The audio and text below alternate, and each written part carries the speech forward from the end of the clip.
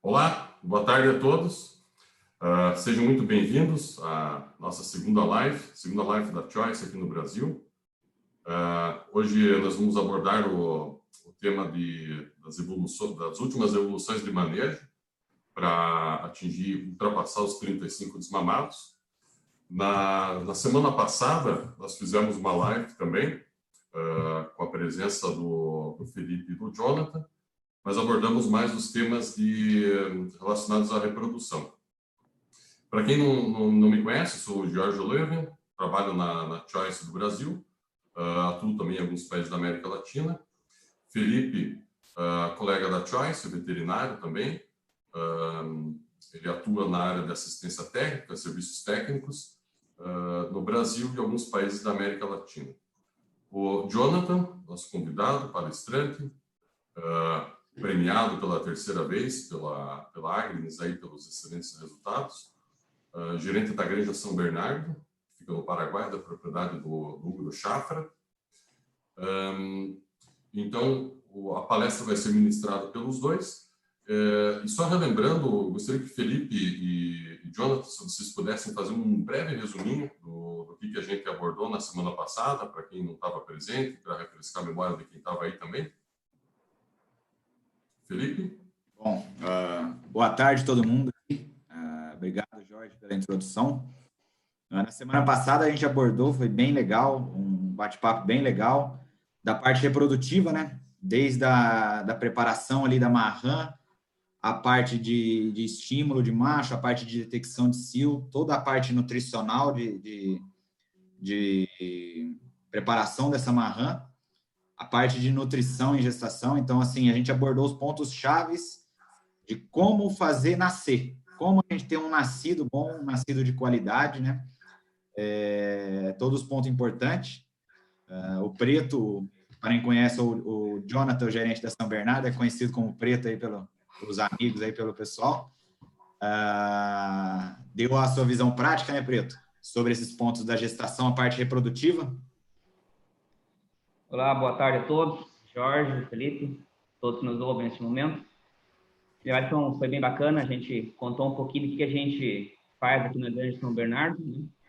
E o mais bacana é como a gente vem nos adaptando cada vez mais com a fêmea, porque ela vem nos trazendo cada vez mais leitões. Então, o que a nutrição, a casa de nutrição vem fazendo para se adaptar com essa nova fêmea? Porque se formos colocar aí de 4, 5 anos para cá, essa fêmea está colocando quase 3 leitão a mais.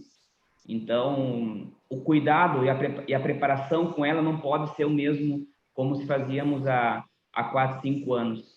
Então, foi bem bacana. A gente falou muito sobre a nutrição, sobre as pessoas de toicinho, né? No momento da cobertura e no momento do parto. Falamos aí muito sobre o nosso protocolo de inseminação, né? Onde a gente trabalha individualmente com cada fêmea. A gente não tem um protocolo, por exemplo, as fêmeas que entram pela manhã inseminar após 24 horas. Não, a gente trabalha individualmente com cada fêmea, onde surgiu algumas perguntas bem interessantes. E a gente está aí para poder compartilhar qualquer pergunta no decorrer dessa live. E nós, claro, não somos o dono da verdade, porém podemos compartilhar alguma coisa que a gente faz aqui e com a nossa granja vem funcionando muito bem. Isso é interessante, porque quem não pôde acompanhar, quem está online aí não pôde acompanhar a primeira parte, ela está disponível no canal da Choice Brasil no YouTube. Tá? Depois a gente deixa o link aí, ela está gravada. E é bem interessante porque a gente aborda de maneira bem prática como os pontos-chave de sucesso na parte de reprodução. Também destacar, né, Felipe, a gente teve um problema grande no início de 2019 com síndrome de segundo parto.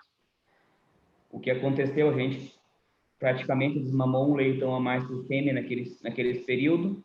E aquilo que comentei, o cuidado com essa fêmea até então era o mesmo de uma fêmea que desmamava 12. Então, quando a gente foi perto dos 14 desmamados naquele período, a fêmea não estava preparada para aquela quantia de leitão. A fêmea em si não foi preparada, né, nutricionalmente, Então, a gente, no decorrer desse período, a gente correu atrás de informação, vocês nos atenderam, e foi um período muito difícil, né? A gente colocou 1.400 leitoas novas em 20 lotes, ou seja, a gente aumentou 1.000 fêmeas no plantel, com mais a reposição interna, a gente saiu de 2.000 para 3.100 fêmeas, e com toda essa ampliação a gente conseguiu manter os números, né? E em 2020, esse mesmo período comparado com 2019, por mais que nesse período teve todos os partos das fêmeas, das primíparas, né? A gente conseguiu, no momento, estamos com um leitão fêmea a mais comparado com o ano passado e com 1.000 fêmeas a mais no plantel. Então, a gente não manteve o resultado em 2019, porém agora, nesse início de 2020, a gente só não manteve como a gente conseguiu nos superar outra vez, né? Com um bom trabalho com a Marram, como você comentou no início. Então, realmente, se começa ali, na preparação dessa fêmea. Então, se a gente quer saber como é que vai ser, o que vai ser da minha granja dentro de 2, 3 anos, é só olhar o que eu estou fazendo neste momento com a minha preparação dessas fêmeas. Então, realmente, começar a preparar bem essa fêmea para colher bons frutos dentro de 1, 2 anos. Excelente, Jonathan. Então, a nossa ideia da live vai ser o seguinte: o Felipe abordando os conceitos da Choice, um tema mais técnico, vamos dizer, e o Jonathan abordando os temas mais práticos, principalmente ali a partir do desmame do leitão, que é o segredo aí para conseguir desmamar mais leitões, né?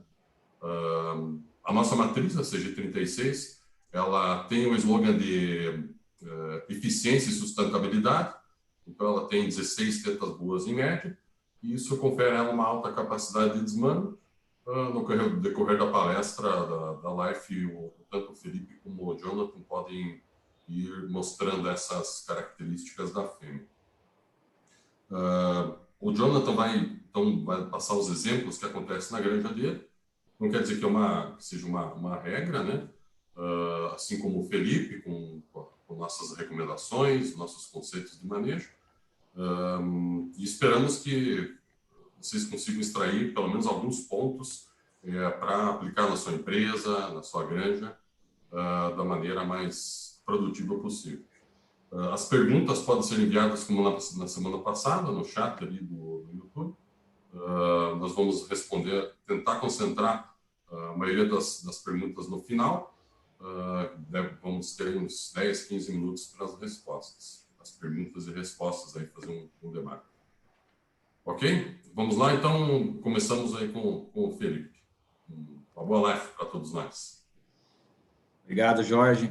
Então, como a ideia da semana passada era abordar a questão de botar leitão, o máximo de leitão dentro da fêmea, né? Agora a ideia aqui nossa é fazer esse leitão ser desmamado, em quantidade e qualidade, né?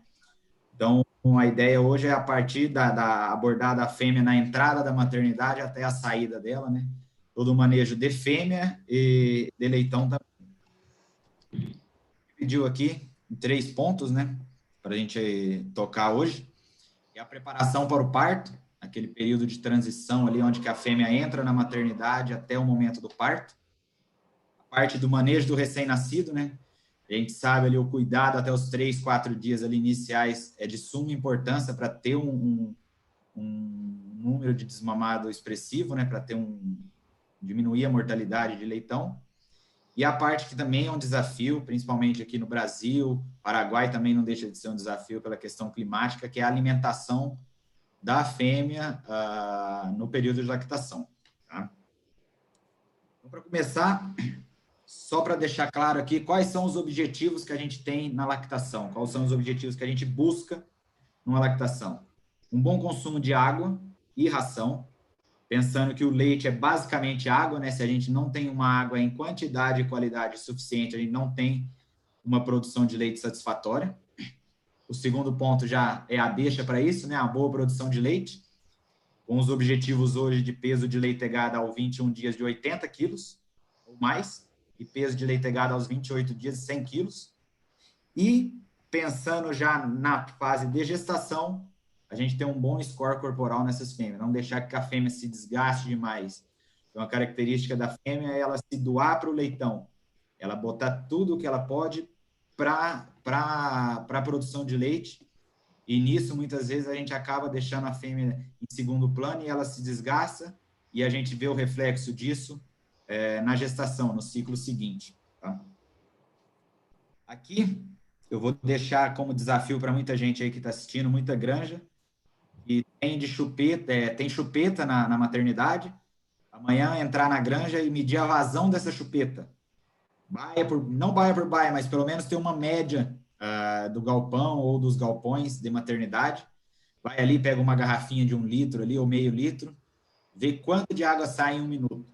Porque é uma das coisas que eu mais faço em granja é a avaliação da vazão de água, no caso de chupeta, né? No caso de taça é um pouco diferente, porque a água, de certa forma, está ali disponível sempre. Mas, claro, tem que ser uma água de qualidade, né? O que eu deixo aqui, nessa tabela ao lado aqui, é a questão da quantidade de litros por dia da matriz. Então, a gente vê que ela tem uma necessidade ali nos 3, 4 dias antes do parto, uma necessidade de um maior consumo de água. E, às vezes, quando a gente vai e pega na chupeta ali, está saindo 1,5 litro, 2 litros por minuto.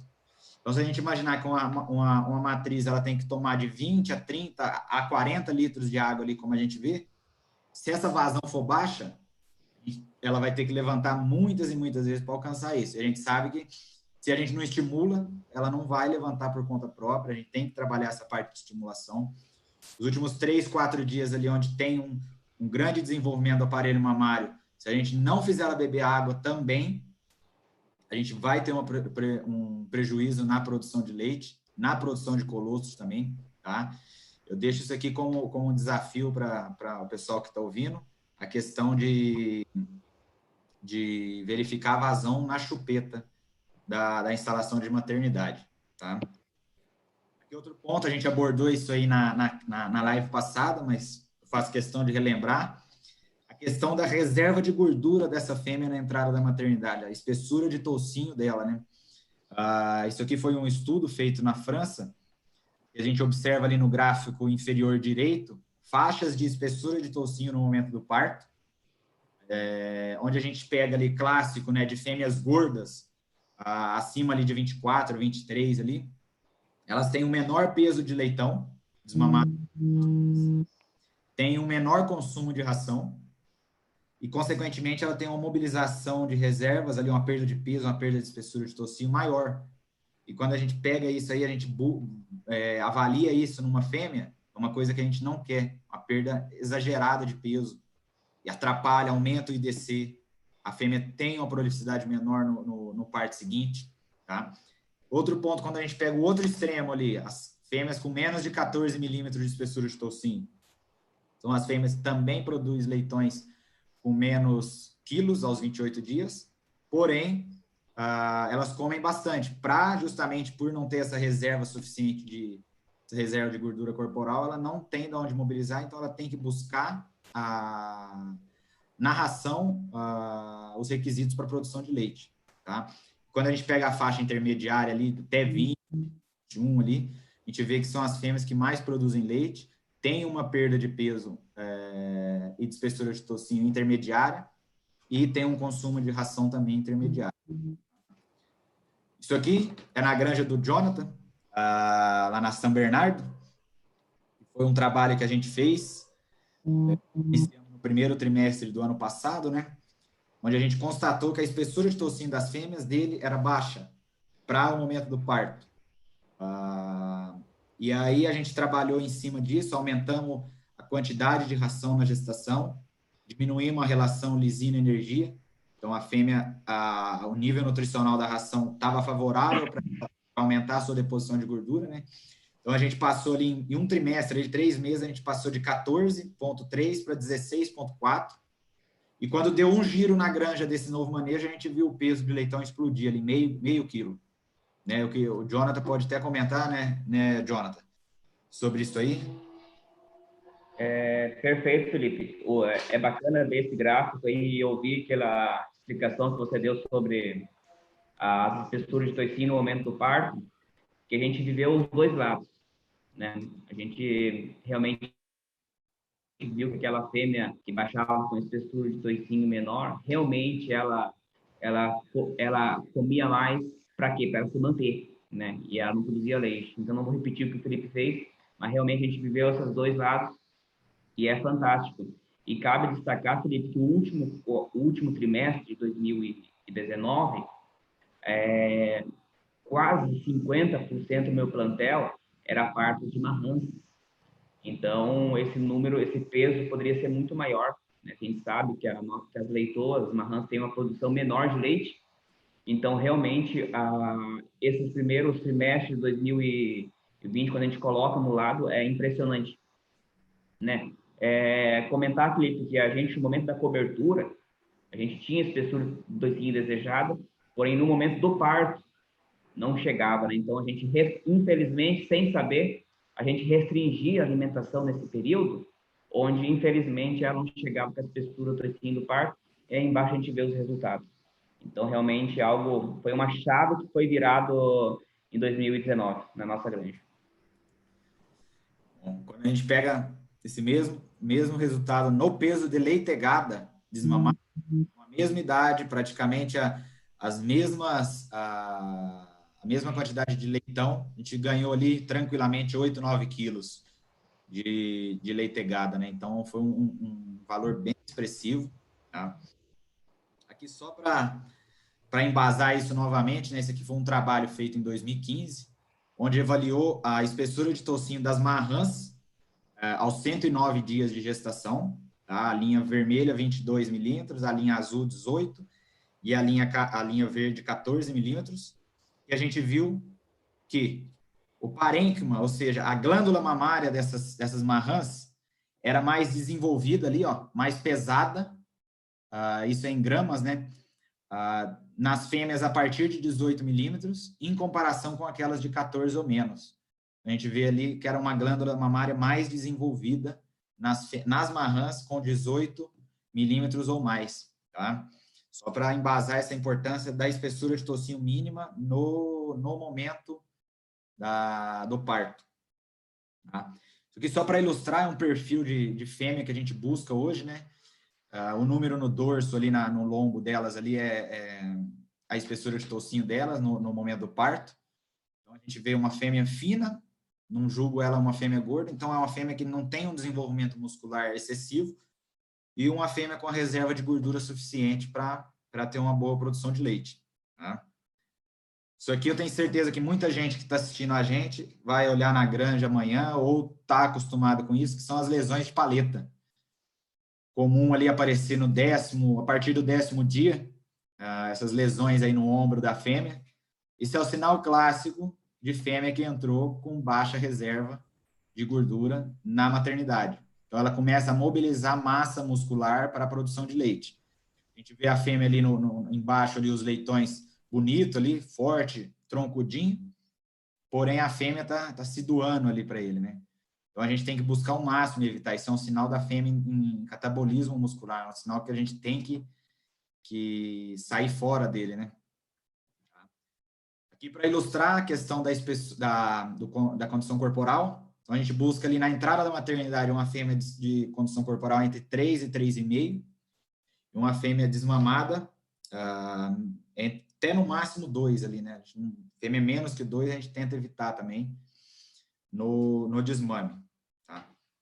Aqui um ponto interessante é a questão do manejo de alimentação no pré-parto, no período que a fêmea chega na maternidade até o momento do parto.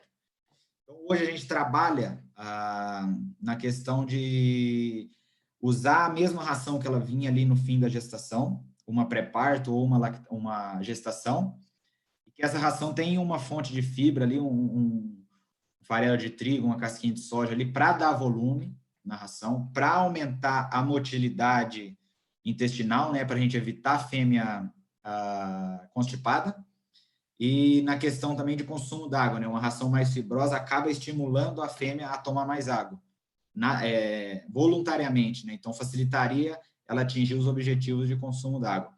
E, naturalmente, uma ração fibrosa tende a ser um pouco menos energética, né, Então, a gente trabalharia isso para diminuir o risco de ter aquelas fêmeas com aquele edema mamário no momento do parto, aquele teto que a gente praticamente perde. E outro ponto é o fracionamento da ração ali 3 vezes ou mais antes do parto, né? A gente mantém um nível glicêmico na fêmea constante, né? A gente não deixa ela ter glicemia, ela não deixa faltar energia no momento do parto e acaba tendo os partos mais rápidos, consequentemente menos natimortos. Queria mostrar esse também, é um trabalho que foi enviado para a gente, só para traduzir ali na coluna horizontal, a duração do jejum entre a última vez que a fêmea recebeu o alimento e a hora que ela iniciou o parto, né, esse intervalo de jejum, e no eixo vertical é a duração do parto ali, né, quantas horas de parto. Então, a gente vê que as fêmeas que comeram alguma ração até 3 horas antes do parto, elas tiveram os partos mais curtos ali. E depois, quanto mais vai alongando o período de jejum, mais vai se estendendo o parto, né. Nesse mesmo trabalho aqui, a gente pode ver que a questão dos natimortos, né, nesse mesmo trabalho, fêmeas que têm um jejum menos de 3 horas antes do parto ali, tiveram um natimorto menor do que as do intervalo 3 e 6 e consideravelmente menor do que as que tiveram intervalo de jejum mais de 6 horas. Então, o que acontece nisso aí? Que é muito comum em granja. A gente tratar 2 vezes, vamos supor, 7 da manhã e 4 da tarde, que é o comum, né? Pela mão de obra, tudo. E no dia, tá programado o parto da fêmea para amanhã.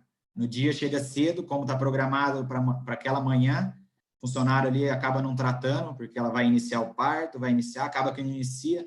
Vamos supor que ela inicia o parto 10 da manhã. O último trato dela foi às 4 da tarde. E ela começou a parir às 10 da manhã. Então, ela ficou num jejum ali de 18 horas. Parece que é pouco. Parece, na prática, ali na correria da granja, ali, a gente não se atenta a isso. E as fêmeas que vão parir na tarde, acaba que o jejum mais prolongado. Então, às vezes, muito dos nossos natimortos está em função desse período prolongado de jejum. Tá? Questão do manejo do recém-nascido. Como que a gente aborda isso? Quais são os cuidados que a gente tem na questão do nascido vivo, né? Como que a gente vai otimizar, como a gente vai garantir uma sobrevivência para ele, um colostramento, toda a parte de manejo desse leitão. Entrega a palavra agora para o Jonathan, né? Ele vai dar a sua abordagem prática aí da Granja São Bernardo. Tá? Felipe, só umas perguntinhas rapidinhas antes de passar para o Jonathan ali. Tá certo. Você falou da vazão da água, né? Que eu também acho de suma importância, também vejo isso frequentemente, onde você pergunta como é que está vazando a água, tá boa. E quando você vai medir, essa vazão está bem abaixo. Qual que seria essa vazão recomendada hoje? No mínimo 3 litros por minuto. Entre 3 e 5. Mais 5 já é um nível difícil de alcançar e às vezes ali acaba a pressão muito alta, ali acaba assustando a fêmea ou diminuindo até mesmo o consumo, né? Mas pelo menos 3 litros por minuto é o ideal. É o que a gente não pode, às vezes, confundir a vazão com a pressão, né? Às vezes tem vazão, mas com muita pressão e a fêmea realmente se assusta. Já Exatamente. Uhum. O aparelho para medir o toicinho que a gente utiliza é o Renco, né? O Renco, isso, são as medidas Renco de referência. E no dia do parto, qual que seria a quantidade de ração a fornecer para a fêmea? Como é que seria esse esquema? Não sei se vai abordar mais para frente ou... Eu vou abordar mais para frente, mas para já falar aqui, hoje a gente vem o mesmo nível que ela vem comendo ali no pré-parto ali, né? Então a gente mantém ali a mesma quantidade ali do que ela vem comendo no pré-parto, vamos supor 2,5 kg a 3. O ideal é o que eu falei, a gente fracionar isso, não a quantidade, se for 3 kg a gente conseguir dar em de 1 kg, ótimo. Se a gente conseguir dar em 4 vezes de 700 gramas, melhor ainda, entendeu? A quantidade não é o ponto-chave, mas sim o quanto que a gente vai ter de intervalo entre os tratos, né? Principalmente nos 3 últimos dias antes da programação do parto, né? Mas vamos pôr na mesma quantidade que elas vinham comendo no final da gestação ali. O importante é o conceito de manter a glicemia, né? Isso, exatamente. Beleza. Jonathan? Bom, vamos lá. Bacana, Felipe. Até algo que quero compartilhar aqui. A gente, com essas lives, a gente vem aprendendo também.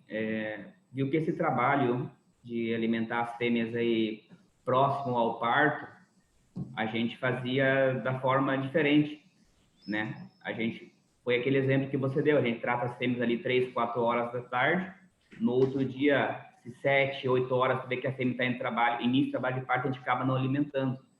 Então, hoje mesmo, eu digo que um dos grandes diferenciais da nossa granja, Jorge, Felipe, realmente a gente vê o que é interessante e tentar colocar em prática. Então, hoje, na nossa reunião que a gente tem semanal com o setor da maternidade, foi algo que eu fiz a partir de hoje, todas as fêmeas que estão com previsão de parto para o dia seguinte, porque são bastante fêmeas, então e o meu plantão, o pessoal da noite, são poucas pessoas. Então, para essas fêmeas que estão com previsão aí de de 113 dias para 114, começar a dar um caneco a mais, começar a dar 1 quilo a mais à noite. Porque as minhas fêmeas chegavam a ficar 16, 18 horas de jejum. E a gente atende 100% dos partos com pessoas muito preparadas, né? E a gente sempre teve uma dificuldade em questão dos nascidos mortos. A gente sempre trabalha na casa dos 5,5%, né? E a gente acredita que com um bom trabalho que é feito em tudo dentro da granja, o nascido morto era um dos números que eu queria reduzir. Quem sabe a gente, com esse trabalho, a gente consiga baixar aí alguma vírgula. Bom, vamos lá. Sobre o manejo do leitão recém-nascidos. Na verdade, a gente vai falar de coisas básicas, coisas que não vai ser novidade para ninguém, porém, quem sabe eu vou facilitar de como colocar em prática dentro da granja, né? Nós aqui com 150 partos por semana conseguimos colocar todo esse trabalho em prática, quem sabe seja de inspiração para muitos, ou quem sabe a gente dá, através de alguma imagem, explicação, oportunidades. A gente vai falar como o colostro, né? A gente vai passar anos, daqui 20 anos, espero estar presente até lá, e dentro da sinicultura, vamos estar falando sobre o colostro, né? Porque é algo que acredito que não vai ser substituído por nada. Então, não há nada mais importante nesse primeiro momento. Já conseguimos ter esse leitão vivo, né? Agora, o que quer fazer? Fazer esse leitão mamar o colostro. Nessa primeira imagem aí, a gente vê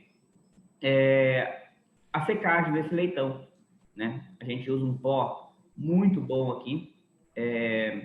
Então, o primeiro momento, a primeira coisa que é feita, o leitão nasce, o pessoal, a gente tem bastante parteiros hoje, nos dias de bastante parto, a gente chega a ter 80% da equipe da maternidade concentrado na sala de parto.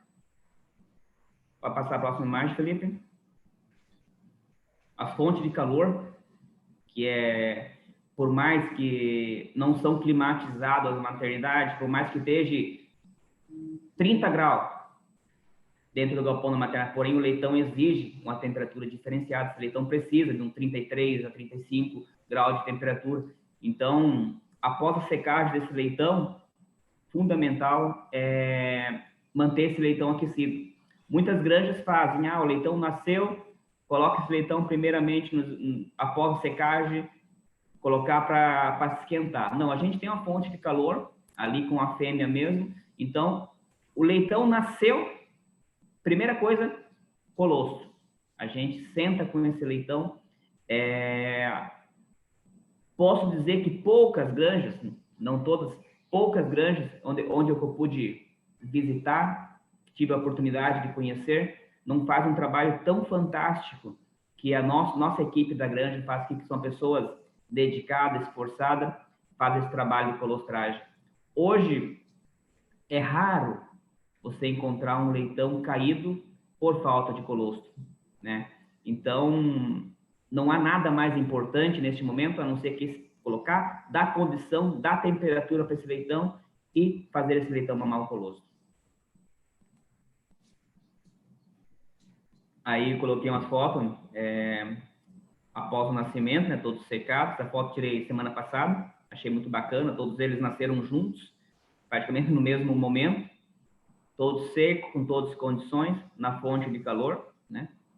Vai passar a imagem, Felipe. Aí começa o grande trabalho.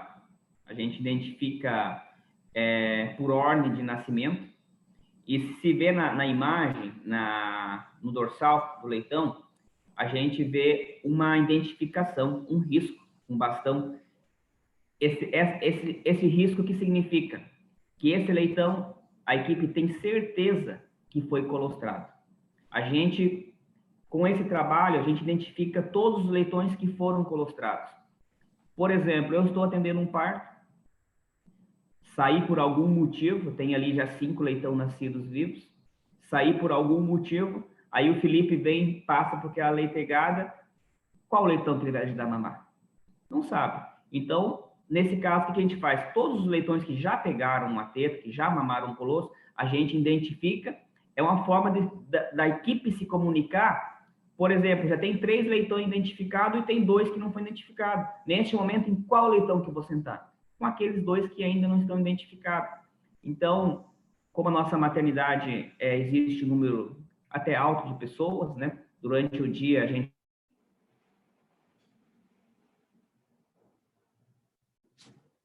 Acho que ele teve um problema ali. Acho que o preto ali teve um problema de conexão. Tem momentos de muito parto que eu chego a ter... Não, pode voltar, preto. Estão ouvindo? Cortado aqui. Então, agora estamos. Onde é que cortou? Não, cortou 2 frases antes. Pode falar. Ah, Jonathan, se você quiser deixar sem o vídeo, para... Não sei como é que está a tua conexão aí, só para garantir, ou se ela estabilizou novamente. Perfeito. Agora não sei se ouve melhor. Muito bem. Só não vai ficar tão bonito mais a apresentação, mas está bem. Pois é, vai perder um pouco do brilho aí, né? Perfeito.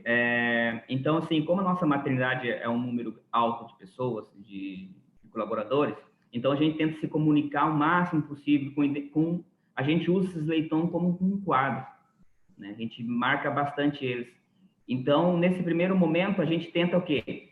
Identificar que todos os meus leitões mamaram um colostro, né? E isso 24 horas por dia. A gente não trabalhamos com indução de parto, porque a gente tem uns plantão à noite, onde fica pessoas só atendendo o parto e fazendo esse trabalho com mamada de colostro. É interessante isso aí também, a questão do consumo de colostros. Eu queria acrescentar, porque a fêmea, ela tem um pico de produção de colostro ali no início do parto, e após 5, 6 horas ali, ele começa a cair ali a qualidade e a quantidade desse colostro, né? As imunoglobulinas presentes nele começam a cair assim meio drasticamente, né? E a questão que eu falei anteriormente da duração do parto é importante por causa disso. Quando a gente tem parto longo, aqueles leitões que nascem por último não vão mamar um colostro de qualidade igual os leitões que nasceram primeiro. Entendeu? Então, a gente tem essa ferramenta aí, a gente tem essa ferramenta de reduzir a duração do parto também em função disso, para que o colostro seja de qualidade, que a gente distribua um colostro de qualidade para todos os leitões, que não um pegue mais e o outro pegue menos. Felipe, você falando em duração do parto, até tem pergunta do pessoal, mas acho que se encaixa bem. Qual que seria da nossa fêmea, que a gente conhece melhor, claro, qual que seria uma duração média ou normal, vamos dizer, de um parto de 15, 16 nascidos? Felipe, Jonathan também, acho que poderiam... O que a gente observa entre a expulsão do primeiro leitão e a eliminação da placenta entre 3 a 4 horas. A gente considera que o parto se encerrou na hora da eliminação da placenta, né? Então, seria mais ou menos entre 3 a 4 horas. Pegando essa na tua granja também, Jonathan? Tá dentro disso daí? Isso, não chega bem a 4 horas, né? Coloca aí de 2 horas e meia a 3 horas e meia. Um gancho importante, não ia comentar disso na apresentação hoje, mas eu achei importante com essa pergunta. São plantéis com 10, 15, 20% de fêmeas de 7 parto ou mais. Esse é um ponto-chave na duração, primeiramente no nascido total, né? Quando a gente tem um plantel com muita fêmea velha, a gente já tem um nascido total menor. Outro ponto, a perda de nascimento ali, né? O natimorto já tende a ser maior nessa fêmea mais velha. Vem a questão da qualidade das tetas e qualidade e quantidade de produção de leite. Então, assim, tudo isso afeta a duração do parto. Então, assim, hoje, trabalhar com fêmea velha, mais de 5%, 7% mesmo aquelas de alta produção, assim, às vezes, pô, essa aqui está com uma média de 18, 17, nascido total, a média em 7, 8 partos, continuo com ela ou não? A minha recomendação seria, assim, avaliar ela, a não ser que você tenha uma rã sobrando tudo, porém, a chance dessa fêmea ter uma queda de produção no próximo parto, de ter um problema durante o parto, precisar de um toque, e tudo é grande, tá? Não ia comentar disso, mas essa questão da duração do parto média de uma granja também é afetada pelo ciclo médio do plantel, né? Uhum. Perfeito. Felipe, aí a gente vê um trabalho no colostramento. Eu fico muito contente quando vejo meu pessoal sentado, né, ajudando o leitão. Nessa segunda imagem ali, onde é que, na imagem do lado direito, a gente achei essa foto muito bacana, porque é uma estagiária nossa, que ficou quase 60 dias dentro da granja. Então, assim, o colaborador entrou na empresa, se foi contratado para maternidade, não importa se vai ser para lavar, mas ele aprende que aqui que é o importante, é fazer mamar o colostro.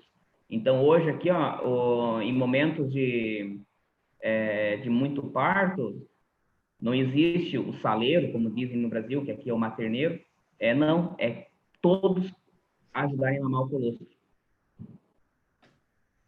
Esse ponto do colostro é fundamental, né? Porque você fazendo um bom trabalho de colostramento, você vai evitar medicação para diarreia, vai evitar movimentação excessiva de leitão, refúgio, que não mamou colostro para lá e para cá. Então, todo o trabalho extra dedicado nessa parte de colostramento vai ser compensado com um trabalho reduzido depois do quarto, quinto dia ali, né?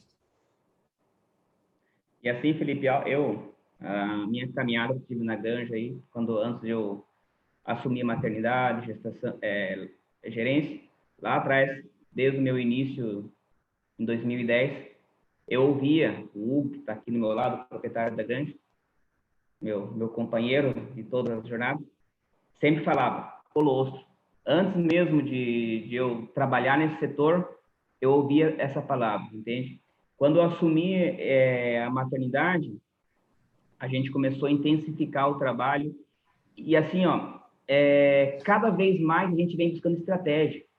Eu escutei uma live essa semana dos melhores da Agnes lá, onde o pessoal falou de dar 10 ml no momento ao nascimento do leitão.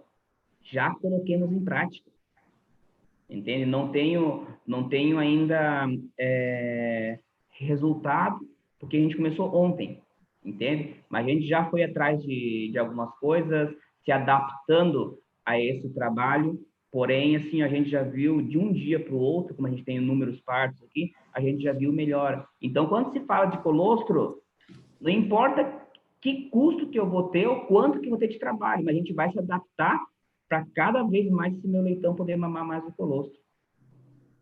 Nessa imagem é bacana porque é o seguinte, qual que é a primeira etapa? Fazer esse leitão mamar o colostro. A segunda é mamar bastante. Então, essa aqui era uma camada, não tinha mais de 20 leitão, uma camada numerosa, uma leitegada grande, né? Você vê aqui que a gente começa a fazer o revezamento de mamar.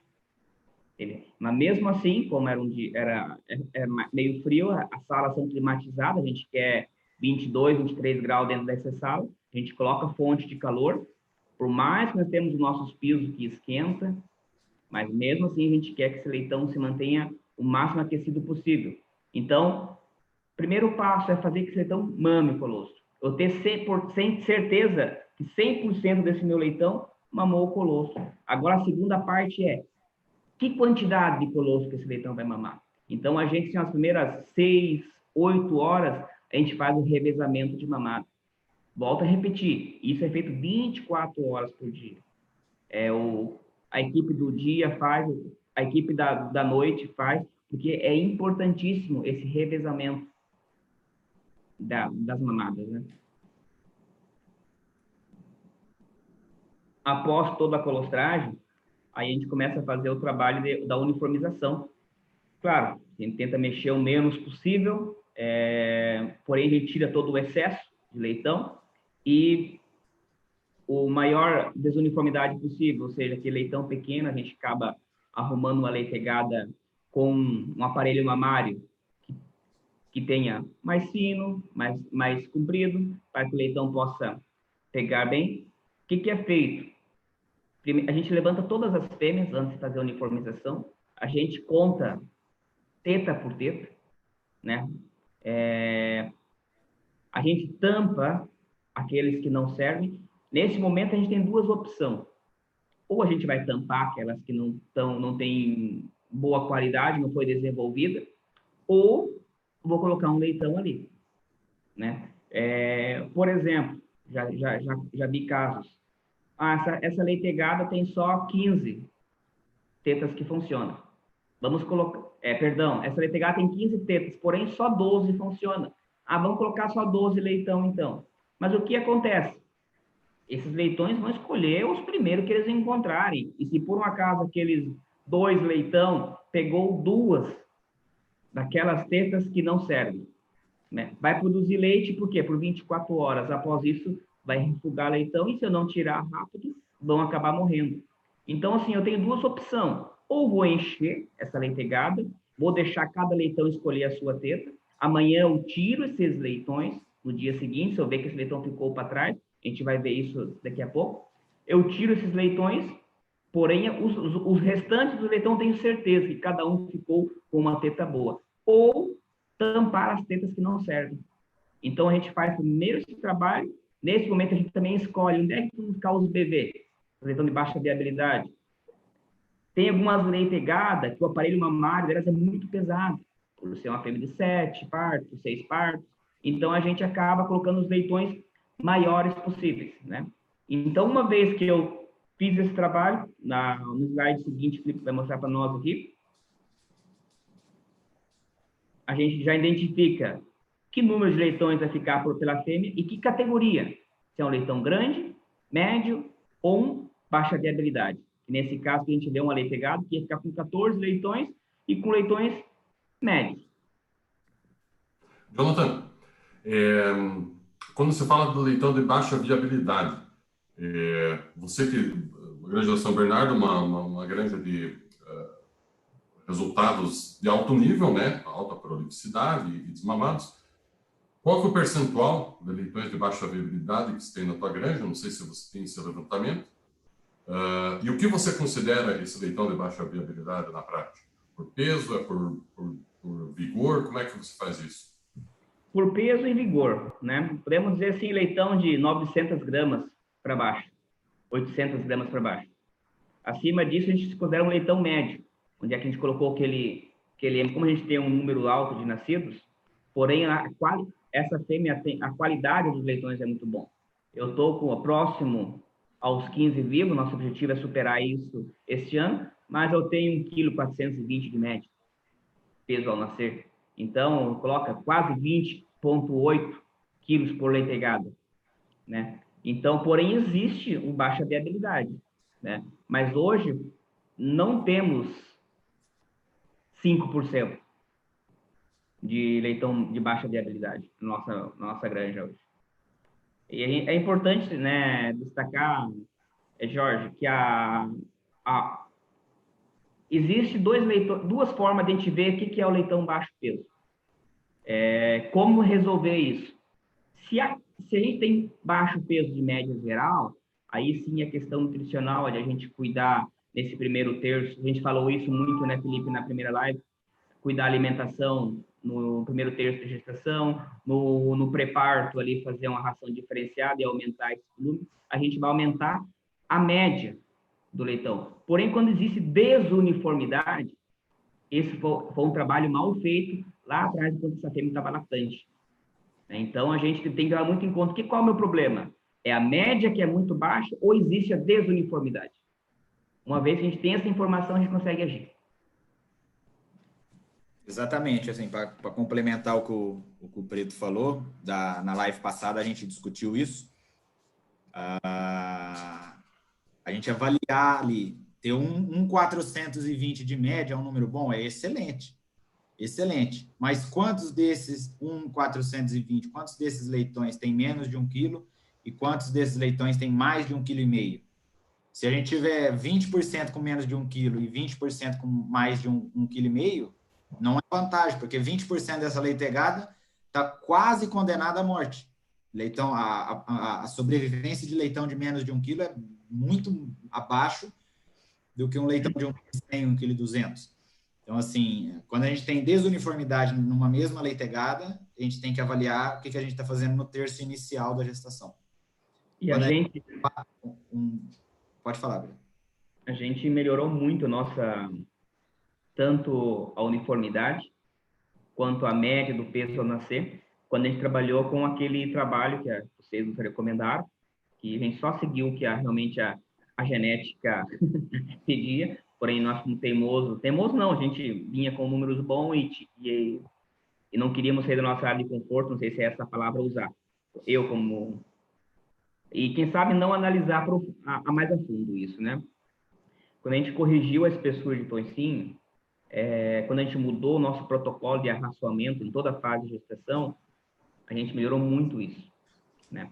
Porque o que acontecia? A gente, no início de gestação, a gente só recuperava as fêmeas que vinha com baixo score corporal.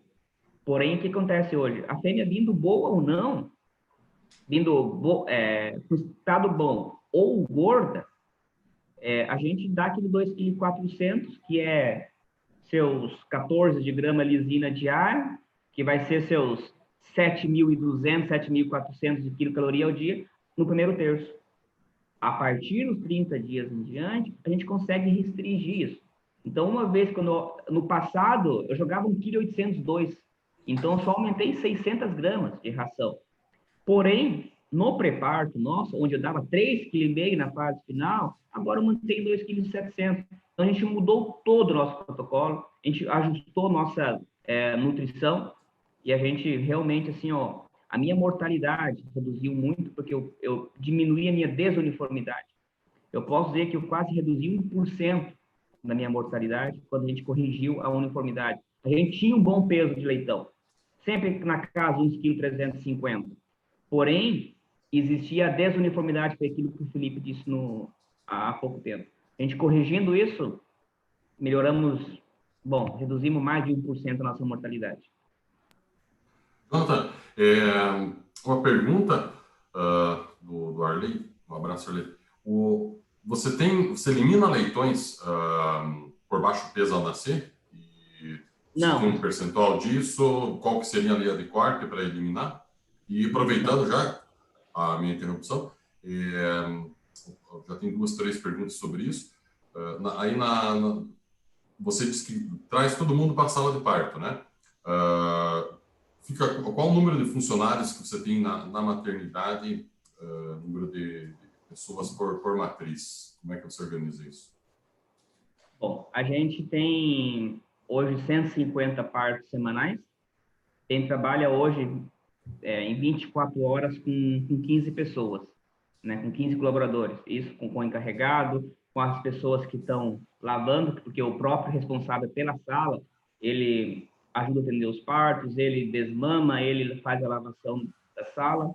Então, hoje, como a gente não trabalha sem indução, a gente tem partos 24 horas, eu tenho 4 pessoas que trabalham à noite, né? A nossa maternidade hoje, praticamente 40%, até pouco tempo era 100% tratado manualmente, né? Agora, estamos automatizando ela, acredito que a gente vai poder reduzir alguns colaboradores. A gente trabalha com 3 turnos, né? Quem sabe aproveitar. Temos o segundo turno, que somos nós, das 7 às 5 da tarde. O terceiro turno, que é das 5 à meia-noite. E o primeiro turno, que é da meia-noite às 7 da manhã. Então, à noite, a gente trabalha com 2 e 2 colaboradores. Só na maternidade, né? E a gente não elimina os leitões baixo peso, a gente dá oportunidade para todos. Ou seja, eles automaticamente vão se eliminando. Ontem nasceu, colostramos, ou seja, tentamos colostrar, porque aquele mamou menos. Acredito que esse trabalho de 10 ml, que aqueles bebês bem pequenininhos, eles conseguem ingerir quase 10 ml, a gente vai reduzir essa mortalidade. Porém, o que acontece? Fiz todo o trabalho que temos com os leitões. Colostragem, revezamento de mamada, eu acomodo eles o quanto antes para que eles possam disputar entre tetas, e a atenção deles é muito grande, 24 horas por dia. A gente trabalha à noite, ajudando a mamar, pegando a mamada neles. E aquele leitão que você vê que não está vindo, que não está recuperando, que está ficando para trás, esse sim é sacrificado. Hoje, dos 100% da minha mortalidade, eles equivalem a 10%.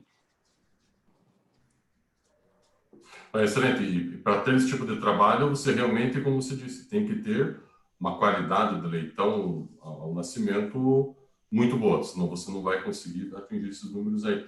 E você faz, a pergunta aqui do colega nosso, você faz coleta de colostro? Não, a gente não faz. Direto na fêmea. Direto na fêmea. A gente, como nas imagens seguintes, a gente tenta realmente que 100% deles mamem o colostro, né? A gente não sabe, a gente não consegue medir que quantidade que eles mamaram, né? E o incrível, Jorge, hoje eu tive na maternidade, a gente, curioso pelo trabalho que estava fazendo de ontem para cá, eu reuni 6 leitões aplastados na sala de parto, esmagado, ó, falando espanhol já, 6 leitões esmagados. Desses 6 leitões, 2 deles eram nascidos de ontem para cá. E é incrível a quantidade de leite que eles tinham no estômago, muito grande. Os outros 4 leitões, que estavam em leitegada de 2 dias mais, tinha um leitão que não tinha nada de leite. E era um leitão bonito. Você olhava para ele, um leitão muito bonito. Porém, nada de colostro. Então, assim, ó, realmente, quando o pessoal fala, não é só o leitão refúgio, ou baixo peso, ou aquele leitão fraco que é por falta de colostro. Os esmagados estão muito relacionados à falta de colostro. Então, por isso que, assim, ó, praticamente toda a nossa live aqui, eu vou estar voltando lá atrás em falando em colostro. Porque, assim, ó, é o segredo de uma granja. Fazer esse leitão amar colostro, que tu vai ver esse bicho lá no frigorífico.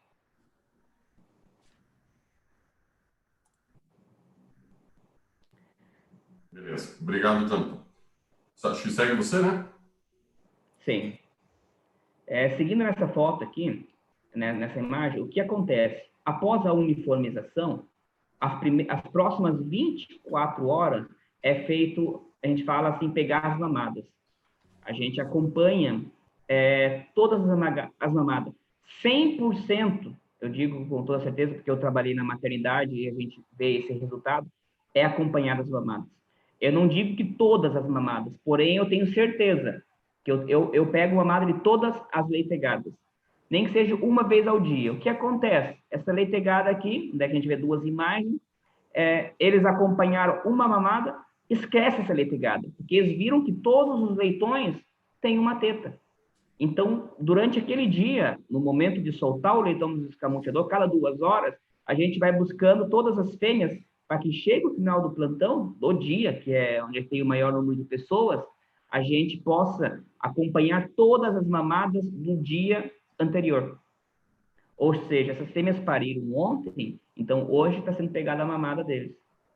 É o legal da foto da esquerda, onde a Suni, que é a responsável pela sala de parto, ela pega o leitãozinho, levanta o aparelho mamário para que o leitãozinho possa pegar. Então, nesse momento, se existe 8 pessoas na sala de parto, os 8 estão ajoelhados no chão. Os 8 estão fazendo esse trabalho, porque é momento de largar os leitões. Então, a gente tenta acompanhar o maior número de mamada possível. O que é feito? No momento que a gente fecha os escamoteadores, a gente não faz o famoso manejo 40-20, que é muito bom, porém, para a nossa realidade é muito difícil, que a gente não consegue fechar aí todos os dias pelo número de partos. Então, o que a gente faz? Cada 2 horas a gente fecha esse leitão no escamoteador e deixa 40 minutos fechado, meia hora, 40 minutos, né?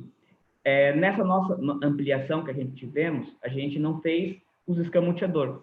A gente fez com uma placa aquecida fora, junto com a fêmea. Porém, a gente fabricou tipo um L maiúsculo, onde a gente consegue igual fazer revezamento de mamada e ensinar esse leitão a dormir no escamoteador. Porque não só fazer esse leitão dormir, a gente faz outro trabalho, como todos os dias de manhã, a primeira hora da manhã, o Ramon, que é o encarregado, ele passa olhando leitão por leitão até o 3º dia. Ele identifica todos os leitões que estão ficando para trás. Por isso que a gente não tem quase mortalidade por leitão fraco. Porque antes dele ficar fraco, a gente acomoda ele. Acontece que o leitão morreu de fraco porque não mamou o colosso, não mamou o suficiente. Porém, de deixar morrer um leitão fraco numa fêmea, muito raro, muito difícil. Então, a gente vê nessas 2 imagens, temos aqui um leitão marcado e na outra imagem 2 leitões ficando para trás. Jonathan, você comentou um pouco da ambiência ali, né? O pessoal perguntou como é que é a ambiência, como é que é o ambiente da granja. Bom, é uma granja que começou, acho que o Hugo tá aí, pode me corrigir se eu estiver errado, mas começou com 250 fêmeas e veio ampliando. Então, tem diversos tipos de maternidade aí, né? Sim. O Hugo está aqui comigo, o Hugo pode me ajudar aí, se puder responder aqui. Não? A gente começou com 250 fêmeas lá em 2001. Se não estou enganado, em 2004, 2006, houve uma ampliação para 500. Eu cheguei a partir de 2010, então conheço, né? A gente, em 2010, a gente estava trabalhando com 1.500 fêmeas. Em 2012, a gente foi para 2.100 fêmeas. E agora, em 2019, a gente foi para 3.100 matrizes. A gente tem, então, assim, a gente está andando com carro 2019 e com carro 2001, né? Nós temos aí jaulas, gaiolas de maternidade de 1,60 m por 2, e nas jaulas novas, a gente tem já 1,80 por 2,40. Nessas jaulas novas, a gente já fez sem escamoteador, a gente fez com a placa aquecida junto no lado da fêmea, a gente fez também com ferro fundido para a matriz, que é muito interessante. Muitas vezes as pessoas só pensam na resistência, mas o que acontece? O ferro fundido é gelado, e o leitão não quer ir deitar no gelado. Onde é com piso plástico, a fêmea aqueceu, ele quer ficar no lado da fêmea. Então, assim, ó, se hoje fosse, como eu tenho as 2 estruturas, se eu fosse para recomendar para vocês, eu faria sem o escamoteador, com a placa aquecida no lado da fêmea. A nossa mortalidade nesse galpão, a gente trabalha com 4,5 mais ou menos. Já nas maternidades antigas, claro, foi projetado para 11, 12 leitão, né? Então, a jaula menor, tudo isso. Porém, a gente tem uma mortalidade próxima a 7%. Não chega a 7%, mas próximo a isso.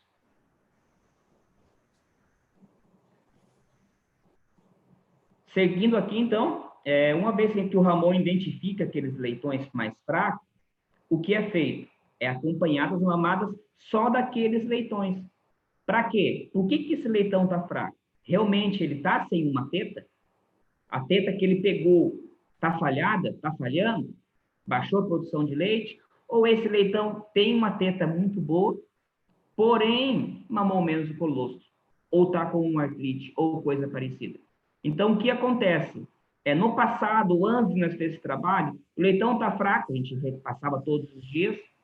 Quem trabalha nessa área de maternidade aí sabe muito bem que nessa fase o leitãozinho está fraco hoje, amanhã é um leitão morto. Sem dúvida é um leitão morto.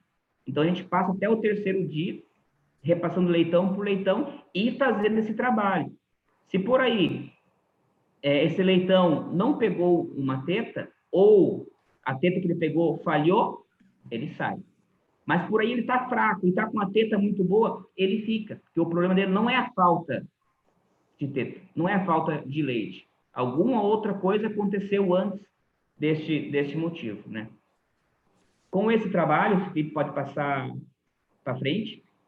Com esse trabalho aí, a gente conseguiu, aqui, essa imagem mostra bem, a gente carrega todas as tetas disponíveis nas marrãs. Se ela tem 18 tetas, é 18 leitão para ficar, pelo menos até o 7º, 8º dia.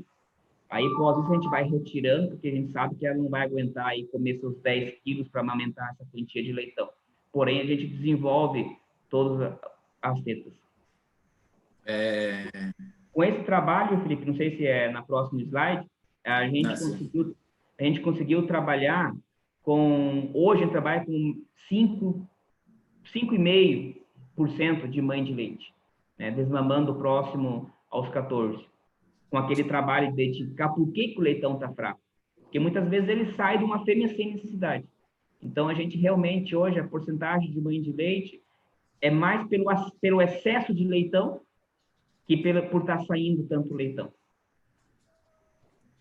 É interessante essa parte aí, agora eu vou entrar com a parte técnica um pouco. A questão Só um instantinho. Ok.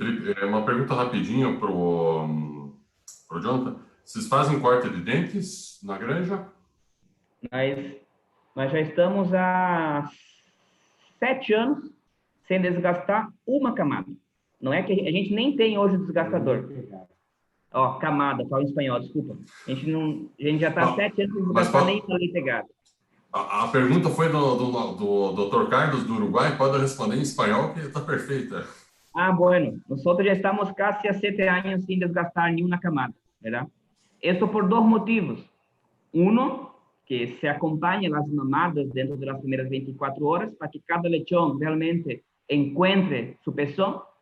Y también, claro, la hembra tiene que producir leche. Si la hembra no produce leche, va a haber pelea. Pero ahí, ¿qué pasa? Ahí ya no es culpa de los lechones, ¿verdad? Y sí de la madre que tiene algún problema.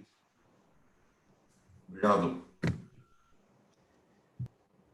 Bom, só para complementar essa parte das marrãs aí, o que é interessante, né, nessa foto aí, você me enviou já faz um tempo, foi no começo do ano, acho que eram 18 ou 17 leitões na marrã. Esse trabalho de carregar as marrãs é muito importante. Eu vou mostrar em seguida com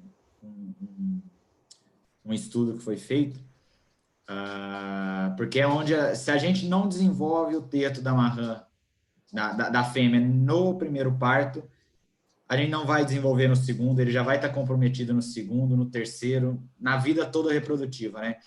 Então, não adianta nada a CG36 hoje, a fêmea nossa, ter 16 tetas, 18 tetas, se a gente não trabalhar elas, não estimular elas, e no primeiro parto, né, na marrã, na primípara. Aqui, só para comentar desse estudo, né, foi feito em marrãs, esse estudo, onde que no primeiro parto se tampou algumas tetas da marrã, aleatoriamente, né, dos 2 lados ali, aleatoriamente, pelo menos metade da teta foi tampada, e no segundo parto, dessas mesmas marrãs, metade das marrãs foi tampada as mesmas tetas do primeiro parto, e a outra metade foi tampada as tetas que não haviam sido tampadas no primeiro parto, ou seja, metade ficou com as tetas que os leitões mamaram no primeiro parto e metade ficou com as tetas que os leitões não mamaram. Tá? A gente chamou ali de não bloque, que foram os leitões que mamaram nas tetas que haviam sido estimuladas no primeiro parto, e os bloque, os leitões que mamaram nas tetas que não tinham sido estimuladas. Tá? Aqui no quadro à esquerda, a gente acompanha o peso desses leitões até os 56 dias de vida, né? Então, a gente vê ali que os leitões que mamaram nas tetas que tinham sido estimuladas no primeiro parto, aos 56 dias ali, tinham mais de 1 quilo a mais que os leitões que mamaram nas outras tetas, tá? E no quadro ao lado, a gente vê ali do 2º ao 14º dia, um ganho nesses leitões de 340 gramas, né? Assim, um número expressivo para 2 semanas de vida, né? Então, a gente vê que a importância de se trabalhar essa teta no primeiro parto é um ganho que você vai ter por toda a vida reprodutiva da fêmea, né? Não sei se o Preto quer complementar com alguma coisa aí.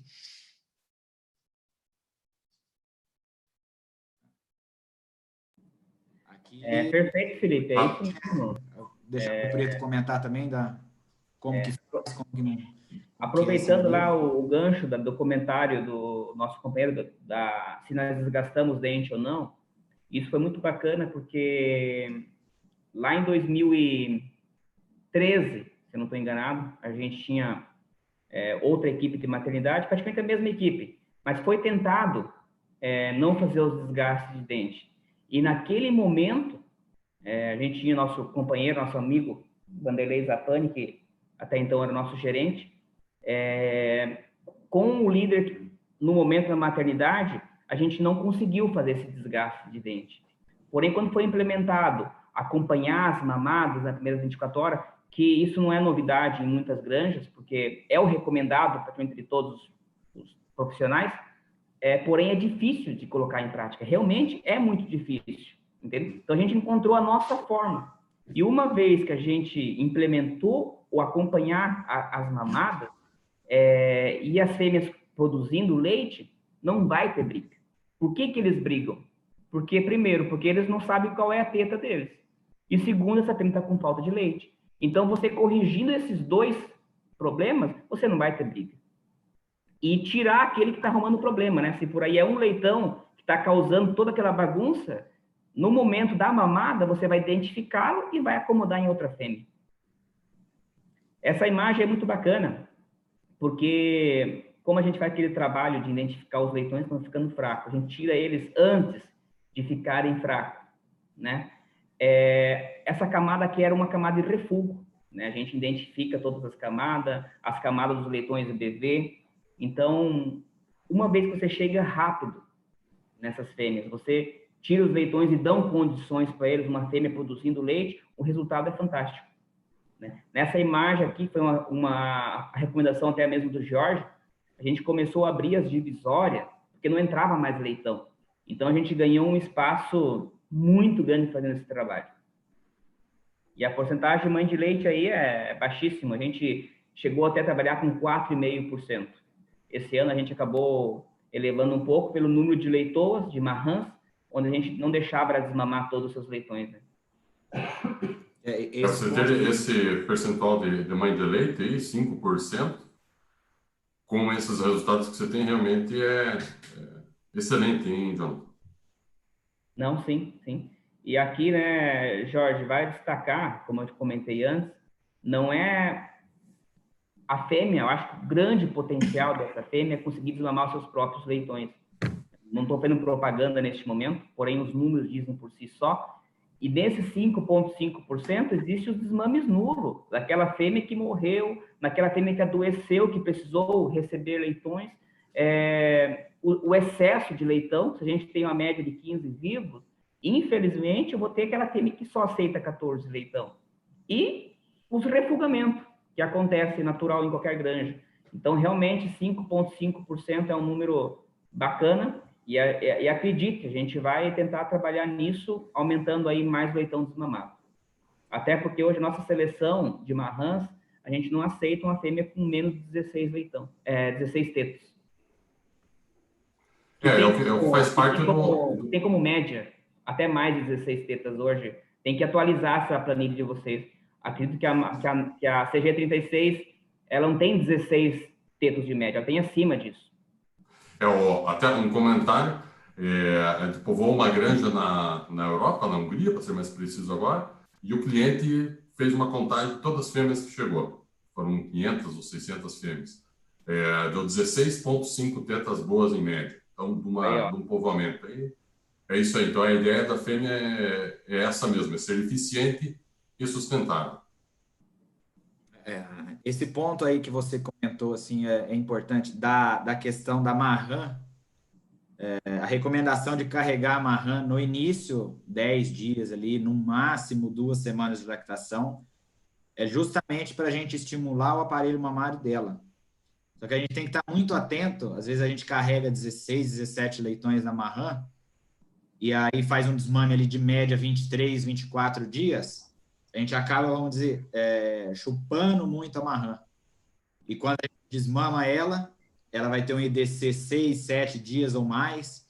É uma fêmea que vai apresentar uma síndrome de segundo parto, porque a gente exigiu muito da marrã, né? Porque, infelizmente, isso é um problema de toda granja, a gente não consegue fazer a marrã comer o que ela precisa em lactação. Uma por capacidade gástrica, enfim, a gente não consegue fazer a marrã, vamos supor, a marrã precisa comer 7 quilos, mas ela não consegue comer isso. Então, ela já tem uma mobilização das reservas mais intensa do que as matrizes, né? Então, assim, a ideia de carregar a marrã nos primeiros dias é justamente essa, estimular o aparelho mamário. Depois, a gente vai sentindo a marrã. Ah, ela está sentindo bem, vamos ali, tira 1, 2 leitões, vamos remanejar. Tá? Isso é interessante. Outro ponto que vem sendo discutido é usar a marrã como mãe de leite. Eu sou a favor, desde a situação que a gente utilize ela naquele esquema de mãe de leite escalonado, né? Que a gente pega a fêmea de 21 dias, joga para 14, depois joga de 14 para 7, depois joga de 7 para a semana do parto. Com isso, naturalmente, a marrã que ia ser desmamada ali com 21 dias, vai ser jogada para a semana de 14 dias, ela vai ser desmamada com 28 dias. Então, a gente tem uma recuperação uterina ali, uma evolução uterina melhor nesse período. Isso tem diversos estudos que já mostram isso. Agora, quando a gente escalona demais, assim, a marrã aumenta os dias de lactação dela para 35, 42 dias, aí já começa a ser um ponto negativo para a prolificidade dela no parto seguinte.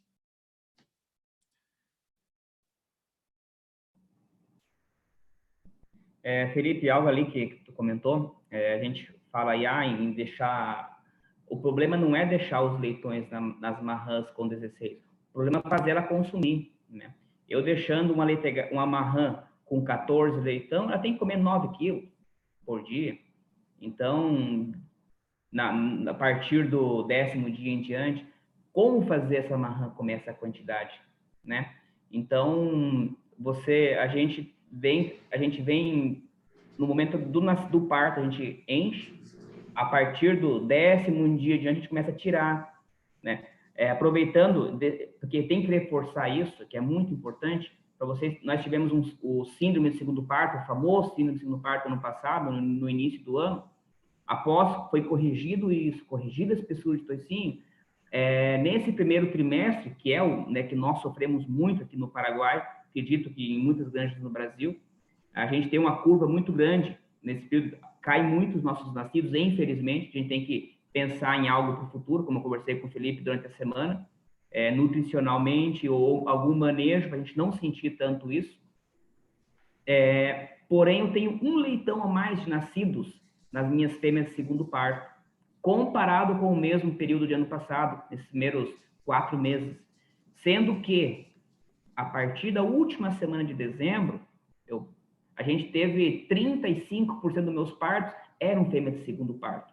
Mesmo ela sentindo um pouco, porque é normal a fêmea de segundo parto baixar um pouco os nascidos, pelo menos chegando próximo às marrãs, pelo menos para nós foi um momento muito positivo, né? A gente conseguiu aproximar as duas fêmeas. A gente teve um trabalho fantástico, depois que a gente reduziu o número de leitão na fase final, porque ela não conseguia comer toda essa quantidade, e também com essa espessura de toicinho. Então, por isso que assim, eu vou reforçar muito isso, pessoal. Olhem com carinho, com seriedade, essa questão da espessura de toicinho dentro das granjas, porque realmente, na São Bernardo, digo que às vezes não é toda a realidade em cada granja, foi uma chave que virou em 2019, que no início do ano fiquei muito contente quando eu vi, olha uma oportunidade surgindo aí. Quando a gente encontra falhas ou erros, são oportunidades que estão surgindo dentro da nossa granja. Então, a gente fica triste por não ter percebido isso antes, porém comemora porque surge oportunidades. Sim. Aqui a gente, como é uma equipe grande, a gente tenta se comunicar dessa forma. Ou seja, o turno entrega para o turno seguinte e coloca as observações. Essa camada aqui ficou os leitões pequenos. Então, eles dão atenção a essas camadas.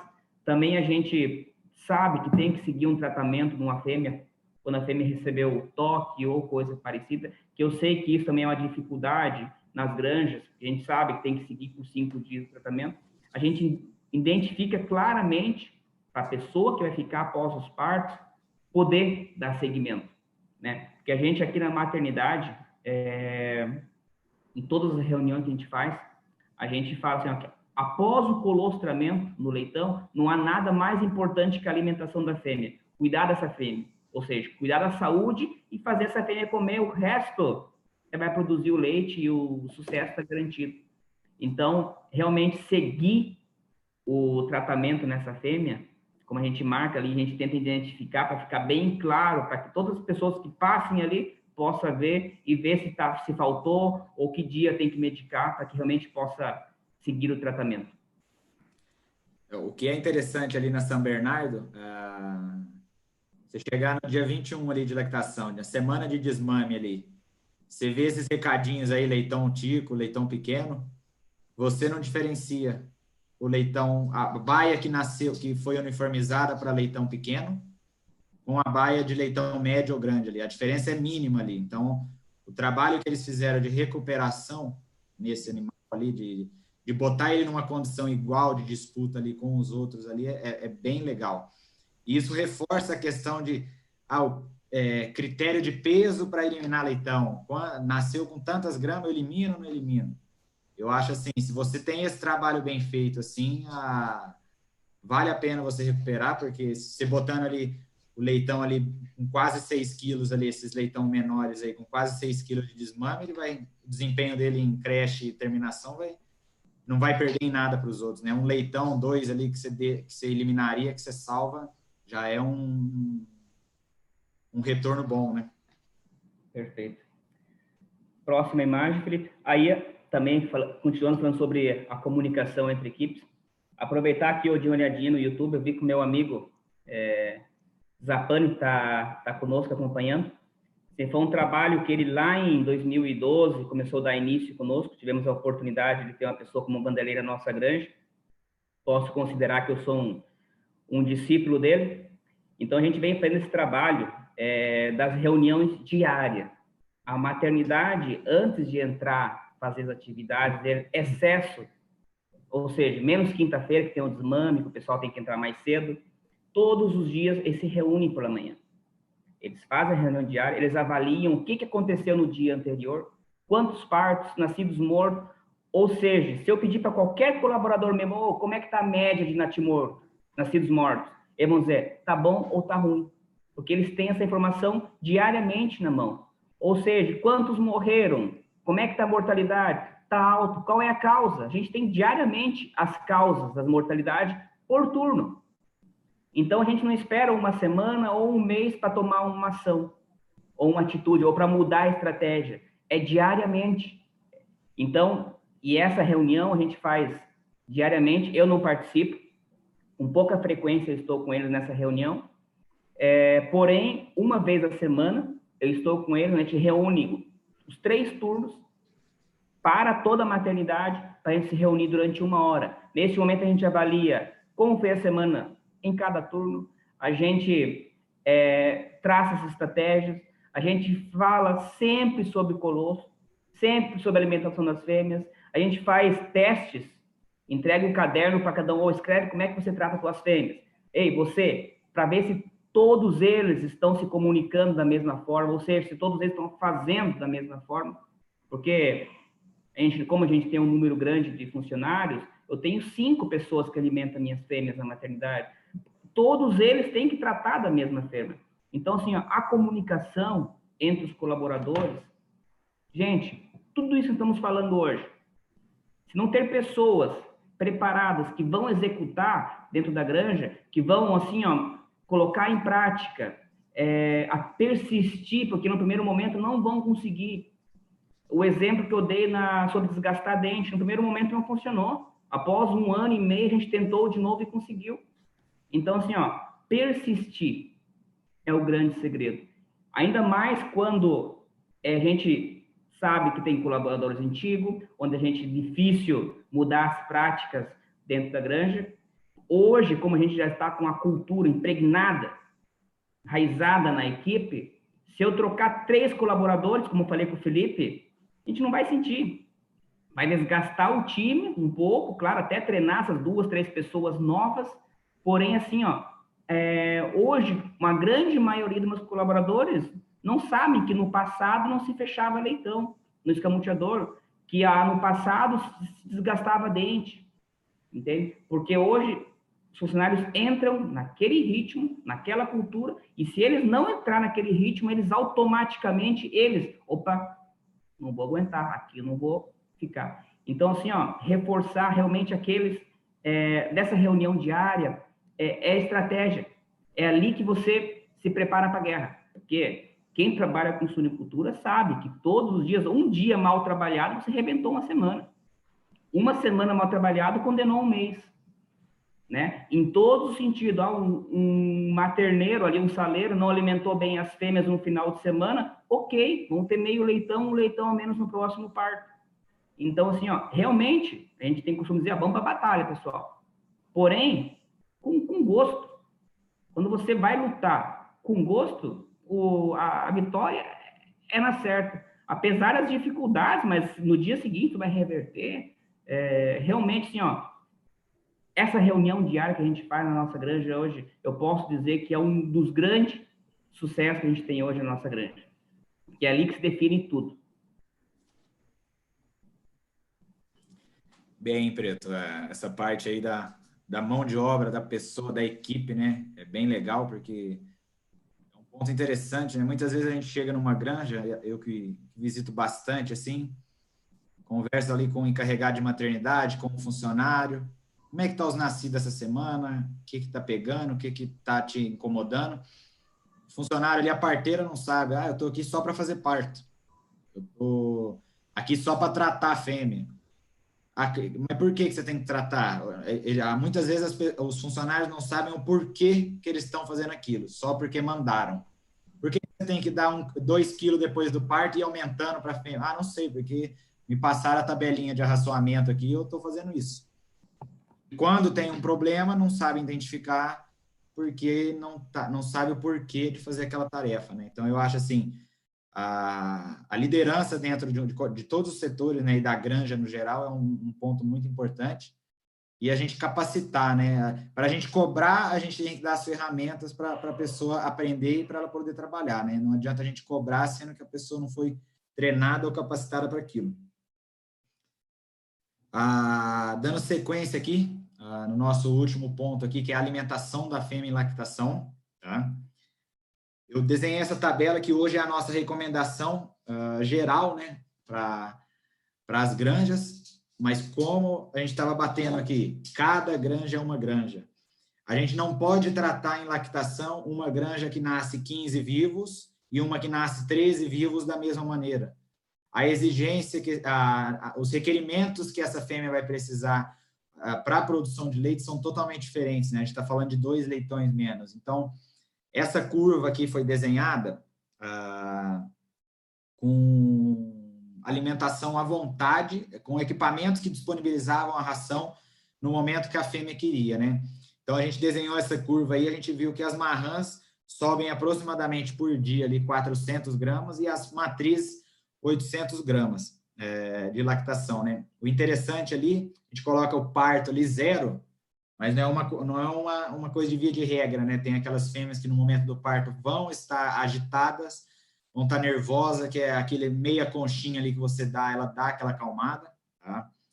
E hoje o que a gente fala, assim, é a gente vir com ela no dia pós-parto, a fêmea pariu hoje. Pela manhã do dia seguinte, a gente já vinha com a quantidade que ela vinha comendo no fim da gestação, seja 2,5 kg, 3 ali. Hoje a gente bate nisso. E vim fazendo esse aumento gradativo, conforme vai vendo o consumo da fêmea, conforme a produtividade da sua granja, conforme está sobrando muito hoje. Então, o aumento que a gente está fazendo é um pouco exagerado. Está faltando, chega aqui, as fêmeas estão lambendo o coxo, né? Então, vamos ver o que a gente pode fazer. Eu queria que o Preto comentasse aqui, que eu acho que é um assunto bem importante, como que é o arraçoamento da Granja São Bernardo, né? Como que ele trabalha isso desde antes do parto ali até o pós-parto também. Felipe, praticamente a gente usa essa tabela. Eu já conheci granja, tive a oportunidade, onde eu fui avistar a granja lá, nosso amigo Piorini, da Argentina, que é Pierini, que é o Jorge, com a equipe da Choice, nos deu liberdade de lá, e oportunidade de lá conhecer a granja deles, onde eles largam a alimentação a partir do 2º, 3º dia e tem resultado extraordinário. Já na nossa realidade, na nossa granja, não conseguimos nos adaptar. Então, tem que ser realmente gradativamente, no nosso caso, como ele está nessa tabela, né? Só eu ainda, infelizmente, como eu comentei com o Hugo agora, eu não consigo largar ainda 3,8 kg de consumo a partir do segundo dia. Eu ainda estou ali nos meus 3 quilos, porém, lá no quinto dia, eu já estou acima de 6 quilos. Né? Então, é muito próximo a isso, mas a gente, com pequenas diferenças, mas a gente gradativamente, porém, a gente vem aumentando praticamente 1 quilo por dia. Em vez dos 800, 1 quilo. Certo. Então, o objetivo é esse mesmo. A gente põe como objetivo, mas é uma coisa que não é fácil se alcançar na realidade, né? Mais de 7 quilos para as marrãs e mais de 8 quilos para as matrizes. Para as matrizes a gente consegue, mas para as marrãs a gente sabe que é um limitante, né? Eu visito granjas aqui no Brasil, né? O Robson também, que é o técnico da Choice, que visita a região Minas, Goiás, ali Nordeste.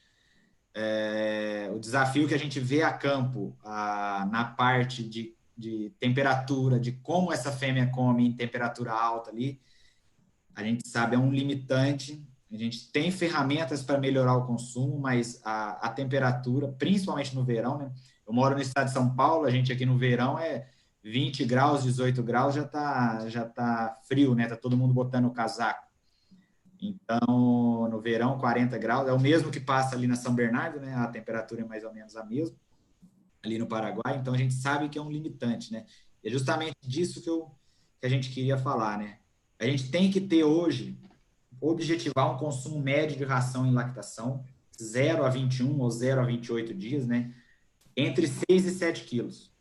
Então, ali é interessante você acompanhar o seu estoque de ração lactação, quanto está sendo produzido num mês e quantas fêmeas eu tive em lactação nesse mês e fazer a média, né? Os programas de gestão hoje de suinocultura têm essa ferramenta, né? Mas para quem não possui, faz esse controle de estoque de fábrica de ração e quantas fêmeas comeram e vê esse aí.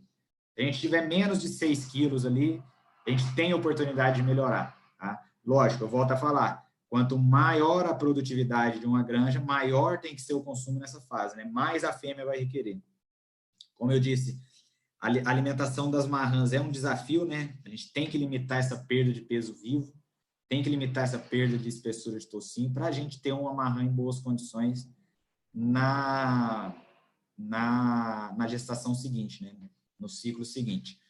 Questão do conforto térmico que eu acabei de falar, alimentação várias vezes ao dia, priorizando as horas mais frescas, né? Eu vou mostrar em sequência, mas é interessante. As fêmeas naturalmente vão comer nas horas mais frescas, não adianta a gente querer forçar o trato ali 1, 2 da tarde, que, na minha opinião, é desperdício de ração, né? Falando em condições comuns, né? Que são granjas não climatizadas, sem pressão negativa, tudo. A dificuldade é maior nesse período, né? Em dias quentes, épocas quentes, né? Verão, primavera ali, a gente tem a possibilidade de molhar a ração ali, né? Serve a ração ali, depois passa com uma mangueirinha ali e molha, né? O Preto também pode falar isso, porque é um trabalho bem interessante da São Bernardo, isso aí da questão de molhar a ração, né, Preto? Felipe, sim, isso realmente melhorou muito o consumo da nossa maternidade. E o que é importante não é um trato molhado. A gente trata seco e a gente investiu um pouquinho, a gente colocou uma válvula em cada comedor. Antes existia uma válvula onde ela mesma molhava a ração. Hoje a gente arrancou isso e a gente nós molhamos a ração para essa matriz. Então, assim, para vocês terem uma ideia, vamos lá, 7 horas da manhã vou dar o tratei as fêmeas. Antes de eu ir para uma sala seguinte, ou seja, tratei 20 fêmeas, antes de ir para a sala seguinte, eu molhei 3, 4 vezes essa ração. Então, passo molhando várias vezes antes de sair da sala. Enquanto elas estão em pé consumindo, eu estou molhando minha ração. A gente passa, muitas vezes, não alimentando elas, porém a gente passa umedecendo a ração delas, e é um estímulo automático que virou um gatilho mental para elas, que elas levantam. Você molhou, ela levanta a comer. E onde existe ração seca, não comem, porque elas acostumaram comendo ração úmida. E onde é que existe muito úmida, não comem. Então, existe um equilíbrio que você tem que encontrar, que você vai, no dia a dia, dentro da tua granja, como ela consome melhor. Mais úmido, mais seco, porque no passado ela comia seco. Porém, quanto? 5 quilos de média. Hoje a gente está chegando a 6,5 kg de média, desde que a gente começou a umedecer essa ração. Sim. Aqui que eu queria mostrar isso aqui. E o bacana, Felipe, vamos dizer assim, se eu, desses 6 quilos de alimento que eu joguei para ela, eu joguei ele tranquilamente, nesse período, uns 4, 5 litros de água. É consumo de água. Ajuda. Né?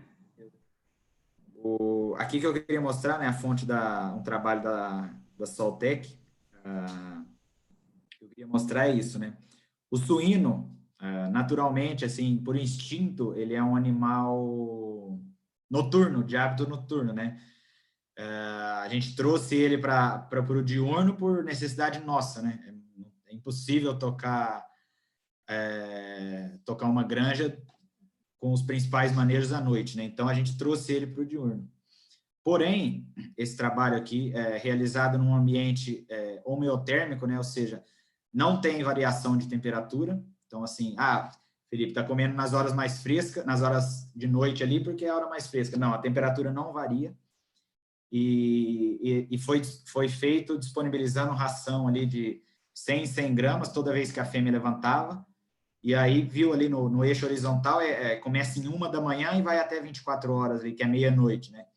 Então, viu-se que a fêmea come ali 70% do que ela precisa ali, até as 9, 10 da manhã. Então, o que eu queria reforçar com isso? Muitas granjas, tem granjas ainda que não trabalham com funcionário à noite, e tem muitas que trabalham com funcionário à noite exclusivamente para atender parto, sendo que a gente poderia também aproveitar essa pessoa à noite para fazer um trato ali para a fêmea, 1 até 2 tratos ali no período 10 às 2 da manhã ali, passar uma quantidade maior. Para as granjas que não trabalham com tratos, com funcionário à noite, tratar mais na hora da chegada e mais na hora da saída, deixar o coxo mais cheio ali para ela comer à noite, tá? Então, isso eu acho bem interessante, que a gente vê que a fêmea precisa comer mais à noite. Felipe, um gatilho ali ajudar. Viu que como nós temos nossos plantão à noite, praticamente eles têm 1 hora onde é que eles trabalham entre 4, que é das 11h30 até meia-noite e meia, eles estão entre 4, onde é que eles entregam o turno. Neste momento acontece a alimentação das fêmeas. E algo que você comentou é espetacular, porque hoje na reunião mesmo, o Digno, que é um responsável das 5 até meia-noite, do terceiro turno, ele comentou, as fêmeas não estão comendo muito bem até meia-noite. Mas o que acontece? O pessoal diz assim, mas está amanhecendo seco. Ou seja, as fêmeas não comeram até meia-noite, mas eles colocaram um pouco mais de ração e elas comeram durante toda a madrugada. Como a nossa ração ainda hoje é manual, é difícil alguém ali, a partir das 2 horas da manhã, alimentá-las, que seria o melhor possível. Ela comeria a ração que está ficando velha e colocaria uma ração nova, forneceria uma ração nova. Mas a gente faz esse trabalho meia-noite, porque a gente sabe que durante a madrugada ela vai consumir. Ou seja, da madrugada, da meia-noite até as 9 horas da manhã, elas comem 70%, 80%.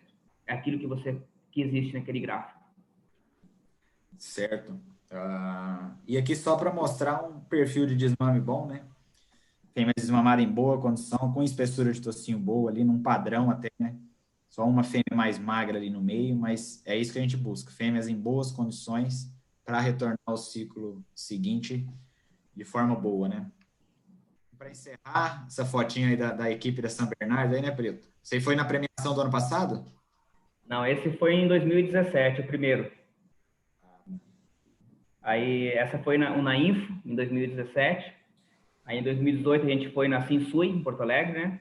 E em 2020 foi online mesmo, virtual. Aí tá a nossa equipe, o Ramon, que é o responsável da maternidade. A gente levou ele para Florianópolis, primeira vez que foi para o Brasil, né? Ali, do lado direito, a Daniele, que é encarregada da gestação, que é minha esposa. Aí também tá a Tatiane, junto ali no lado do Ramon, que é a esposa do Hugo, e no lado esquerdo ali o Dr. Hugo Chafra, meu amigo, irmão e meu patrão. Beleza, Preto, Felipe. Show de bola, excepcional. É o que a gente vê. Você precisa ter um conjunto, uma engrenagem muito bem equilibrada, né, John? Sem querer ser redundante ou repetitivo, que às vezes com o pessoal fala, mas é isso aí. Então precisa uma genética de boa qualidade, uma nutrição, uma sanidade e uma mão de obra. Se você não tiver mão de obra, uma equipe boa, pessoas bacanas, realmente não vai funcionar. A gente tem algumas perguntas aqui, temos alguns minutinhos aí. O Zé Corezola, lá de Concórdia, pergunta para a gente, acho que seria mais para o Felipe. Felipe, qual que seria o consumo mínimo para uma marrã na primeira lactação? A primeira lactação, mínimo 5,5 kg a 6. Médio? Médio, consumo médio do período de lactação. 5,5 a 6 quilos. Jóia. E outra pergunta aqui, você comentou do colostro, dessa abordagem do colostro, do tempo, né? Que tem quanto maior o parto, vai diminuindo a qualidade do colostro na fase final, né? Sim. Até que período ou até quantas horas o colostro podemos considerar de boa qualidade para os leitões? 6 horas após o parto. Até 6 horas? Ele está no pico vamos dizer, de imunoglobulina ali dele, e depois ele cai drasticamente, né? Até que 12 horas ali tem, vamos dizer, a passagem ali por via passiva ali pelo colostro de imunidade é mais baixa, né? Então, até 6 horas ali, se a gente fizer toda a leitegada mamar uma quantidade suficiente ali, é interessante. Por isso que eu volto à questão da duração do parto, né? Show de bola.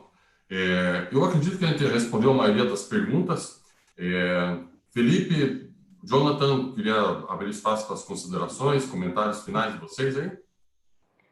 Eu acredito assim que, Jorge, não sei se houve pergunta, mas o pessoal às vezes me perguntam muitas vezes por WhatsApp ou por Messenger, a questão como a gente faz nossas mães de leite, né? Hoje, a gente não deixa nenhum espaço livre na nossa jaula para mãe de leite. Conheço os granjas, assim, que não está errado, cada um tem a sua realidade e sua decisão a tomar. E deixar 20% das jaulas livres para alojar as mães de leite. A gente faz nossas cascatas, né? Como a gente comenta aqui. Tento trabalhar entre marrãs, fêmeas de primeiro e segundo parto, terceiro parto. E, por exemplo, um leitão, a gente tem a nossa média hoje de 23 dias aproximadamente. Então, a gente pega uma leitegada com 19 dias, a gente desmama esse leitão, pegamos uma leitegada aí de 14 dias, mais ou menos, 14, 13 dias, jogamos nessa leitegada de 19 dias, para que no dia do desmame, esse leitão chega próximo aos 20, 19 dias, e pegamos leitão de 4, 5 dias, jogamos aquela leitegada, vai muito de cada fêmea, para jogar se for leitão, o refugamento daquelas primeiros 3, 4 dias. Onde que acontece na nossa granja? Porque a gente carrega muito as fêmeas. Então, não é que são refugos, são leitões que estão ficando sem leite. Então, a gente acomoda eles nos primeiros 4, 5 dias. Após isso, a gente faz 2 mães de leite por semana para os leitões mais grandes.